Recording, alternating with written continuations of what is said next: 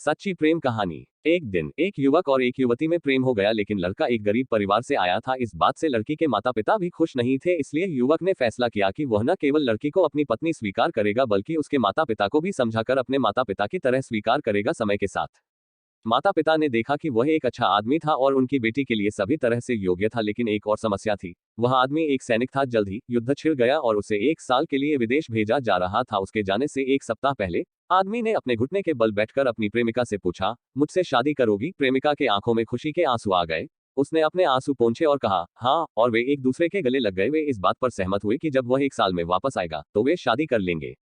लेकिन एक बड़ी त्रासदी हुई। उसके जाने के कुछ दिनों बाद लड़की का एक बड़ा एक्सीडेंट हो गया। ये एक्सीडेंट गाड़ियों की आमने सामने की टक्कर थी। जब वह अस्पताल में जागी तो उसने अपने माता पिता को रोते हुए देखा। तुरंत वह जान गई कि कुछ गड़बड़ है। बाद में उसे पता चला कि उसे ब्रेन इंजरी है। उसके चेहरे की मांसपेशियों को नियंत्रित करने वाले उसके मस्तिष्क का हिस्सा क्षतिग्रस्त हो गया था। उसका कभी सुंदर और प्यारा दिखने वाला चेहरा अब विकृत हो गया था।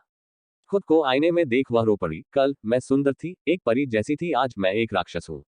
उसका शरीर भी बहुत सारे बदसूरत घावों से भरा हुआ था। वो खूब रोती और फिर उदास हो जाती। एक दिन उसने अपने मंगेतर को उनके वादे से मुक्त करने का फैसला किया। वह जानती थी कि वह उसे अब और नहीं चाहेगा। वह उसके बारे में भूल जाना चाहती थी और उसे फिर कभी नहीं उसका सामना नहीं करना चाहती थी। 1 साल तक सिपाही ने कई पत्र लिखे लेकिन उसने जवाब नहीं दिया। उसने उसे कई बार फोन किया लेकिन उसने कॉल रिसीव नहीं किया। हालांकि वो ऐसा नहीं करना चाहती थी पर वो मजबूर थी।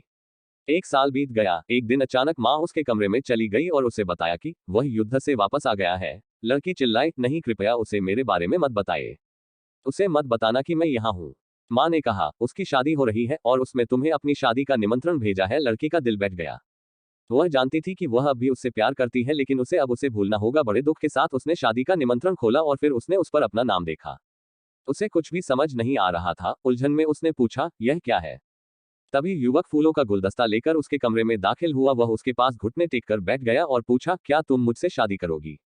लड़की ने अपना चेहरा अपने हाथों से ढांक लिया और कहा, मैं बदसूरत हूँ, तुम अगर ठीक से मुझे देखोगे तो तब तुम्हें सच्चाई पता चलेगी। और उसने अपने चेहरे से हाथ हटा दिया। उस युवक ने कहा, Tumhari anumati ke bina, tumhari mam ne mujhe tumhari tasviram bejim jaba main bo tasviram dekim.